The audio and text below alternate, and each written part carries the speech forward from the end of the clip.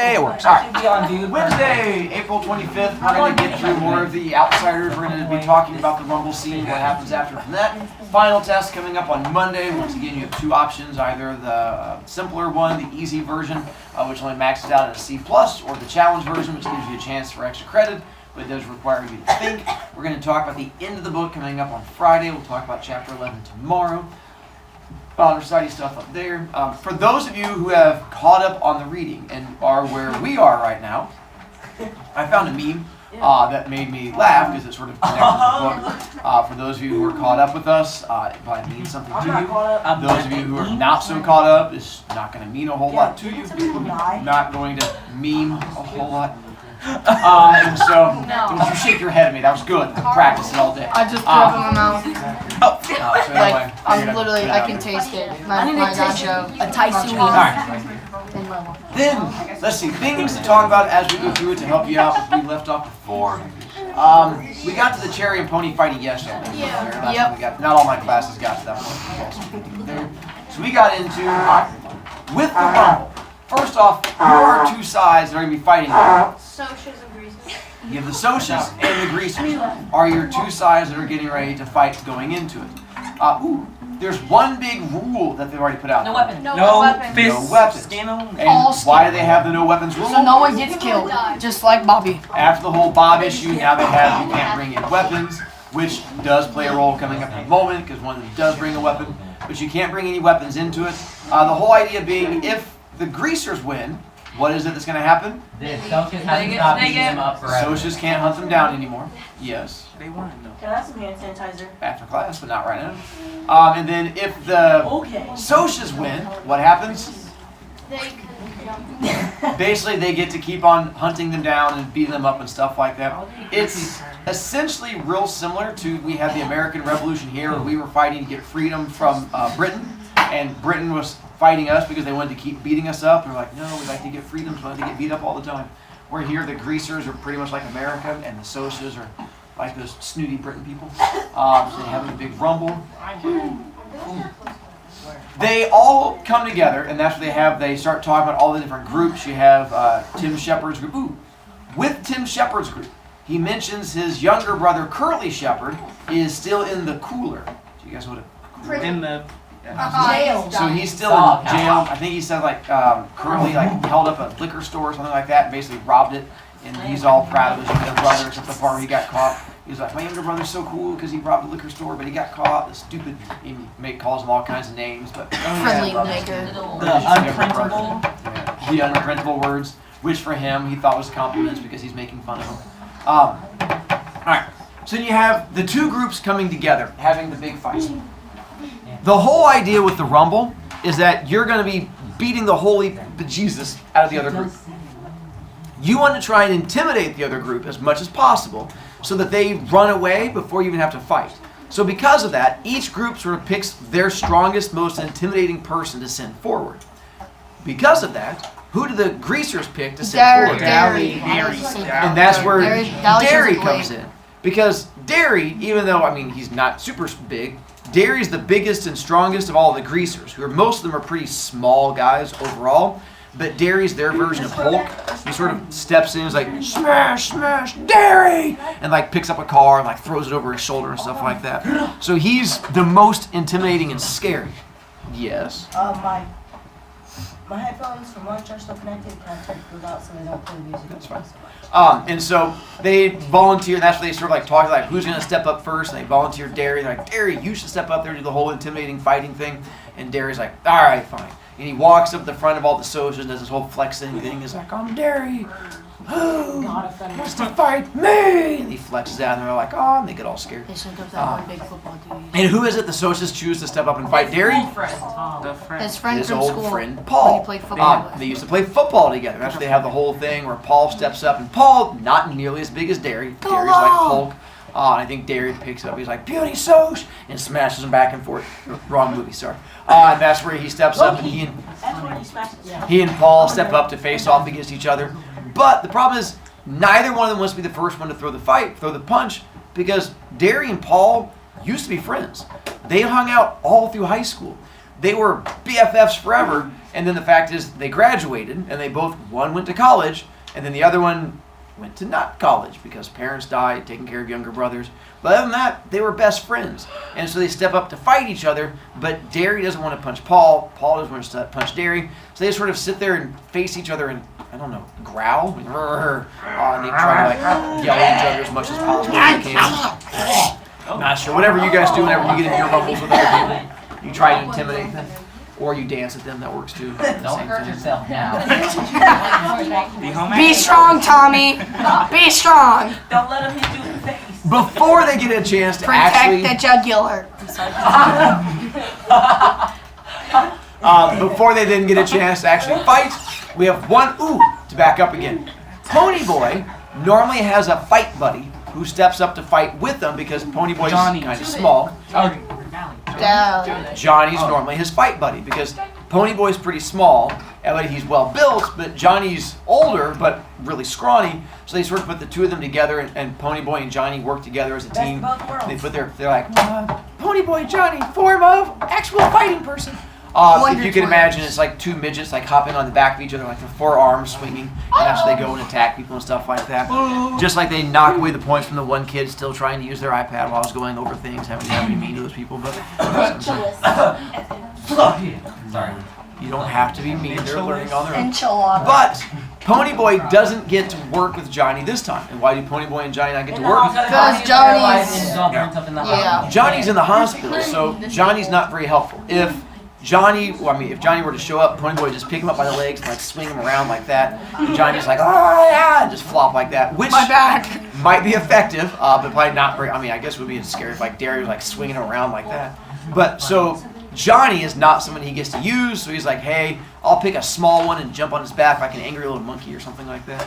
But luckily, someone shows up late that Ponyboy gets to team up with. Soda pop. Dally. And that's where Dally comes running in. And where was Dally? At the hospital. And that's where Dally comes running in. He used to be at the hospital. He comes running in. He's like, hey, he was like, you can't start a fight without me. When he does, that's when everything starts. Everything starts, because as soon as Derry turns to look, he's like, who be yelling, yo?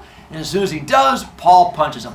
Poppity! And punches Derry. But of course, it's like punching the hole. Derry's like, Tsh! Derry, smash! And then jumps at him. And Paul's like, I made a poor choice. And then throws it into a ball. I made a poor choice, just his hands bleeding. But that's where Dally comes running in, because Dally had been in the hospital, and once again, because Dally thought he had to fight his way out of a hospital, because Dally doesn't know how hospitals work. Knife!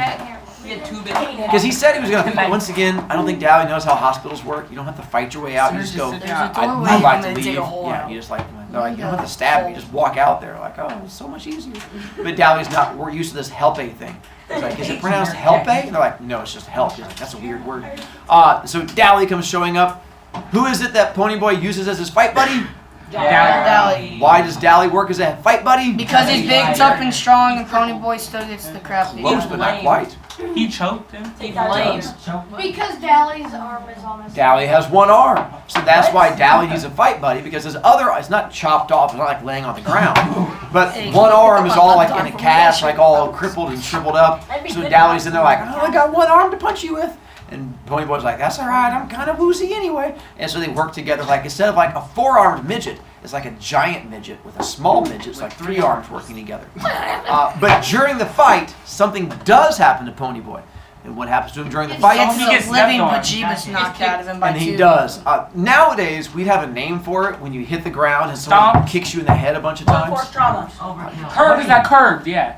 Put their mouth on the curb and then they stomp on you. Whoa, not quite that far. Dial that back a little bit on that one. Getting the absolute S word out of him. I was going to go with, this happens to a lot of kids at our school when you get hit in the head a lot. Concussion? Thank you. I was close. We weren't going to curb stomping. I'm simply going, kicked in the head gives you a concussion.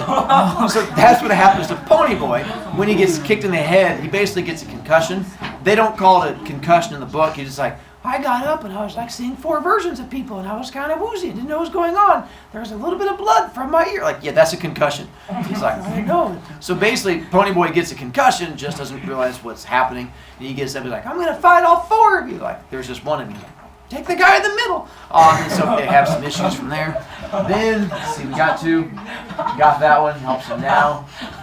At the end of it, which side ends up winning? Greasers.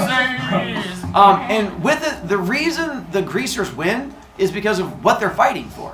What is it the Greasers are fighting for? Not to get in a fight. Yeah, essentially freedom.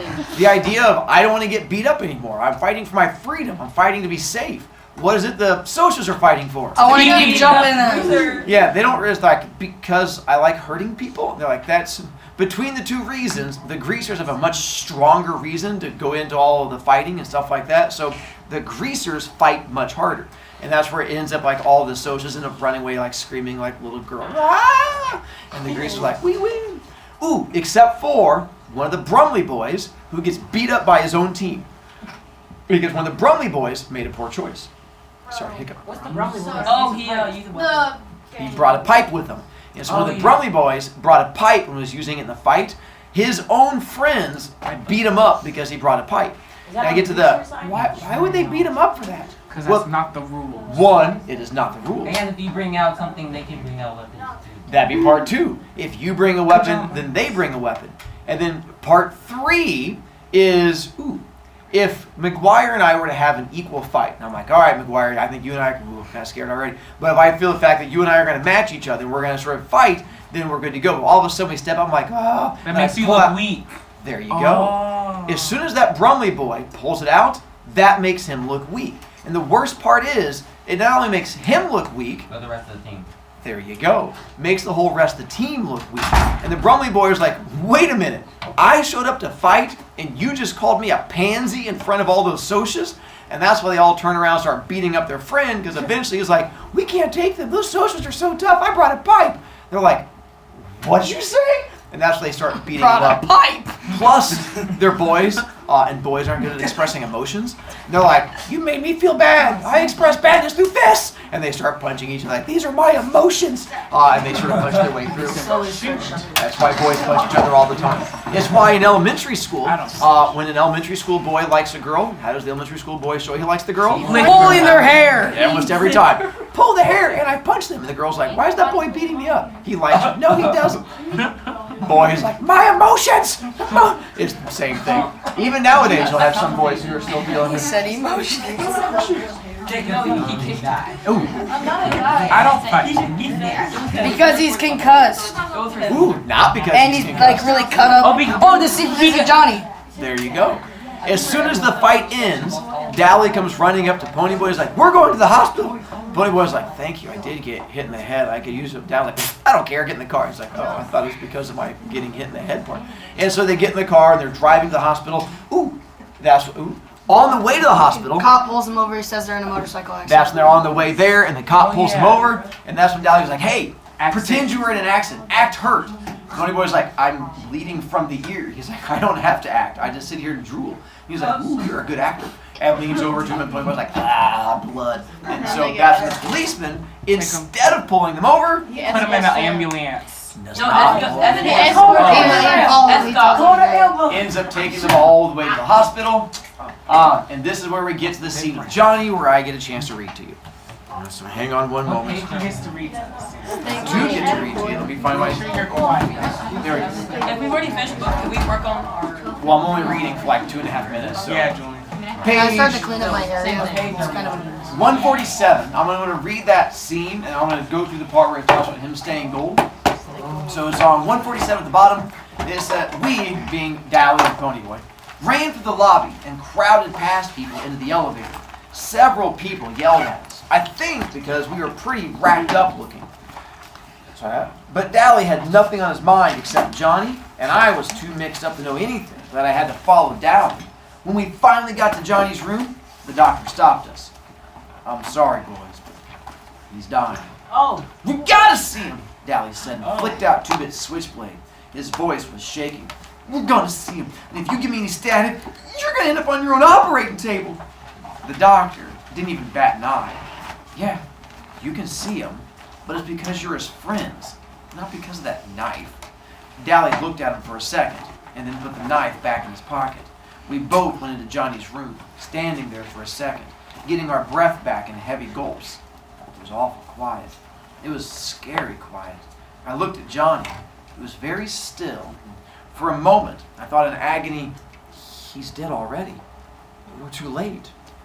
Dally swallowed, wiping the sweat off his upper lip. Johnny cake? Johnny? Johnny stirred weakly and opened his eyes. Hey. We won? Dally panted. We beat the Socias. We stomped them. We chased them out of our territory. Johnny didn't even try to grin at him. Useless. Fighting's no good. He was awful white. Dally licked his lips nervously. They're still writing editorials about you in the paper? You know, for being a hero and all? He was talking too fast, too calmly. Yeah, they're calling you a hero now, and they're heroizing all the greasers, and we're all proud of you, buddy. Johnny's eyes glowed. Dally was proud of him. That was all Johnny had ever wanted. Pony boy? I barely heard him. I came closer and leaned over to hear what he was saying. Stay gold, pony boy. Stay gold. The pillows seemed to sink a little, and Johnny died. You read about people looking peacefully asleep when they're dead, and they don't. Johnny just looked dead, like a candle with the flame gone. I tried to say something, but I couldn't make a sound. Dally swallowed and reached over to push Johnny's hair back. Never could keep that hair back. That's what you get for trying to help people, you little punk. That's what you get! Whirling suddenly, he slammed back against the wall. His face contracted in agony. Sweat streamed down his face. Dang it, Johnny! He begged, slamming one fist against the wall, hammering it to make it obey his will. Dang it, Johnny, don't die! Please don't die! And he suddenly bolted to the door and down the hall. And that's when. So, tomorrow, we're going to pick up with him dying. We're not going to read the scene again, but I want to talk about what he meant and the reaction to it and all that. I just wanted to clean up. Yeah, I promise I'm not trying to leave people. Put my books back over there. Tomorrow we're going to talk about into chapter 11.